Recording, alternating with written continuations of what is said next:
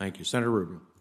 Secretary Nichols, I think you would agree that supporting democracy begins by supporting the existing democracies. To do nothing that undermines their strength or legitimacy.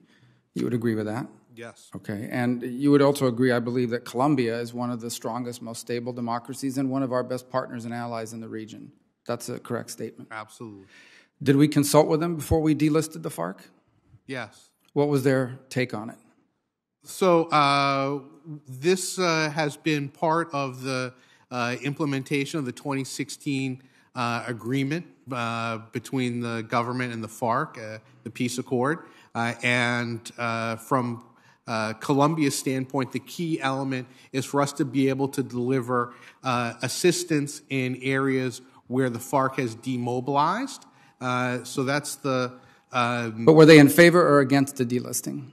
I don't want to characterize their position. They were certainly in favor of us providing assistance for those who've demobilized and are participating in the peace process. They are also in favor of us listing FARC-EP and the Segunda Marcartalia. Okay. So in terms of providing assistance to those who have demobilized and become politically engaged, is it not true that they wanted that assistance to be channeled through the Colombian government?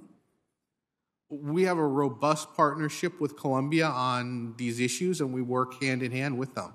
It's a great partnership. I understand, but isn't it true that what they wanted was not just a delisting? They didn't want a delisting. What they wanted was, to the extent that you're going to provide assistance to these people who have abandoned the guerrilla fight, laid down their weapons, become politically engaged, we want you to run that assistance through the democratically elected government of Colombia, not unilaterally. So certainly they and many governments with whom we partner have an interest in us providing direct budgetary support, but I think it's important for us to be able to implement the programs that the Congress authorizes, that USAID and other implementing agencies like INL be able to directly carry out the programming. Even if the carrying it out directly goes against the wishes of the democratically elected partner of that home country? Everything we do with our partners in Colombia is negotiated and agreed with the government of Colombia. So you're saying they agreed to this? They agreed to this agreement? This is what they wanted to see happen, 100%? They sign an agreement on assistance programs, whether it's with USAID or with INL. No. Did they agree with the delisting and the direct delivery of aid to former FARC or FARC elements? I did not personally participate in that conversation. Who did? Is this an NSC process? Was the NSC lead on this? So our ambassador in Bogota, and it was crucial in this process. And again, I think it's, I don't want to give the impression that there's any daylight between the government of Colombia and the United States. They're superb partners. Okay. I think we'll hear from them on it. I can tell you, I know what their opinion on it is. They weren't in favor of the delisting, and they wanted, to the extent aid to be provided to these people, to be provided through them and not directly. But let me ask this, talk about the reality on the ground. So after this so-called peace process, there used to be, right, there's this FARC. The people who laid down their arms and became politically engaged have done so through a political party called Comunes, correct? Yes, Senator. That group is not sanctioned. They're not on any list of foreign terrorist organization, right? They're not okay. And then the group that did not lay down their arms have gone on to become these dissident groups, FARC Dissident, FARC-D, and others, correct? Correct. Okay. We've sanctioned the group that became the dissidents. We've added them to the list.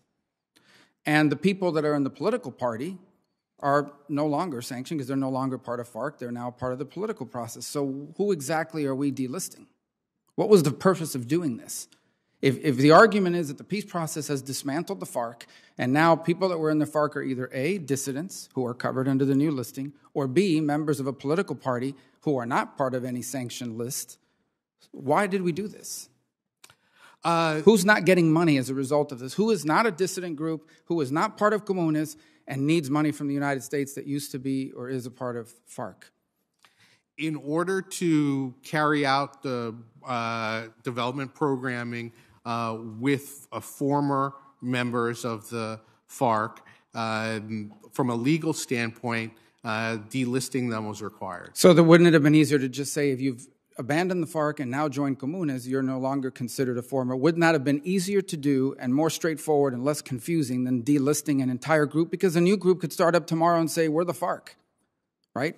The dissident group could rename themselves and theoretically not be covered by this. The nomenclature is covered in the way that we address this. We name specific leaders of these FARC-EP and Segunda Marquetalia, their structures, subfronts, organizations, alternate names.